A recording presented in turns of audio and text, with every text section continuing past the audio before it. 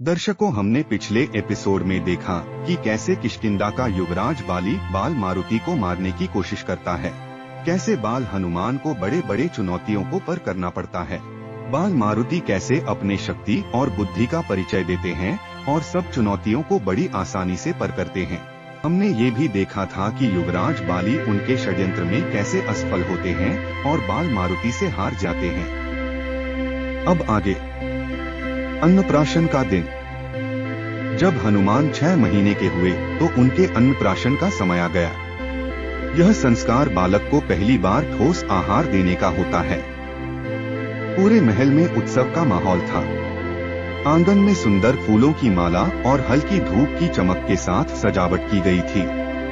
चारों ओर वानर राज्य के लोग इस शुभ अवसर को देखने के लिए एकत्र हुए थे। अंजना, जो एक सुंदर साड़ी में सजी थी, अपने पुत्र हनुमान को गोद में लिए हुए थी। हनुमान की मासूम आंखों में जिज्ञासा थी और उनकी छोटी छोटी उंगलियां अंजना के वस्त्रों को पकड़कर खेल रही थीं। उनका छोटा सा पूंछ खुशी में हिल रहा था। राजकुल के पुजारी ने मंत्रोच्चार करते हुए अन्नप्राशन की विधि प्रारंभ की। एक सुनहरे कटोरे में दूध और शहद से बना खीर रखा गया। यह वह क्षण था जब हनुमान को पहली बार ठोस आहार दिया जाने वाला था। लेकिन इस दिन ने सामान्य रस्म से कहीं अधिक महत्वपूर्ण रूप ले लिया। जैसे ही चम्मच हनुमान के होठों तक पहुंचा, उनके भीतर छुपी हुई दिव्य ऊर्जा जागृत हो गई। हनुमान की मासूम आंखों में एक हल्की चमक दिखाई दी, जो उनकी असीमित शक्ति का संकेत थी। जैसे ही उन्होंने खीर का पहला स्वाद लिया, उनकी भूख जाग उठी। क्षण भर में हनुमान अपनी मां की गोद से छलांग लगाकर हवा में उछल गए।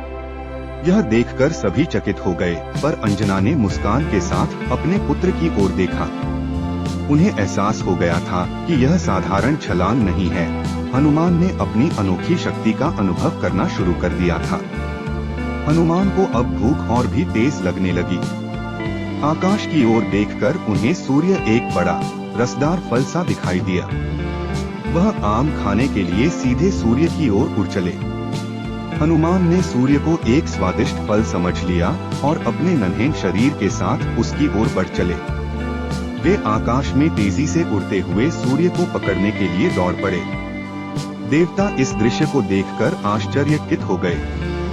वे जानते थे कि हनुमान एक दिव्य बालक हैं, लेकिन उन्हें सूर्य को खाने से रोकना आवश्यक था। यदि हनुमान सूर्य को खा लेते तो पृथ्वी पर जीवन संकट में पड़ जाता। देवताओं के राजा इंद्र तुरंत हरकत में आए। अपने दिव्य हाथी ऐरावत पर सवार होकर इंद्र हनुमान की ओर बिजली का वज्र उठाए बढ़े। बिजली की एक तेज चमक के साथ इंद्र ने हनुमान पर अपना वज्र फेंका, जो उनके ठोड़ी पर लगा। वज्र के प्रहार से हनुमान बेहोश होकर धरती की ओर गिरने लगे।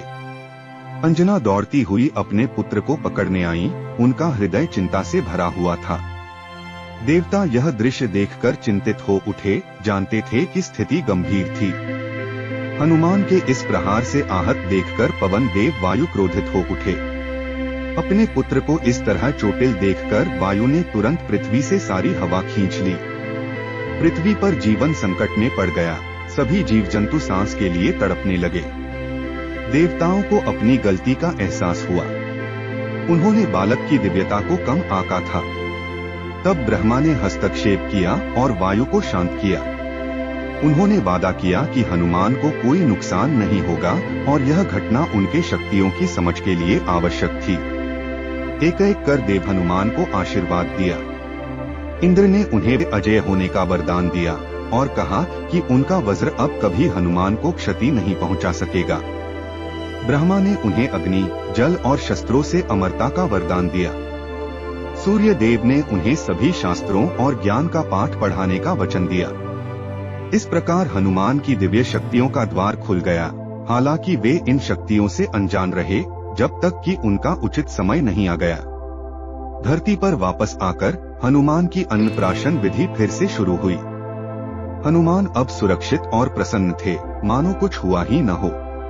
अंजना ने उन्हें फिर से खीर का एक कौर खिलाया और इस बार हनुमान ने उसे शांति से ग्रहण किया। सभा में उपस्थित ऋषि मुनियों और वानरों ने हनुमान को फिर से आशीर्वाद दिया, उनकी महानता की भविष्यवाणियां करते हुए। यह दिन जो साधारण अन्नप्राशन के रूप में शुरू हुआ था, अब एक दिव्य दिन बन गया था, जिस दिन हनुमान ने अपने प्रथम भोजन के साथ अपने दिव्य उद्देश्य का स्वाद चखा। सूर्य की लालिमा में डूबते हुए आकाश के साथ किष्किंधा में दिन समाप्त हुआ।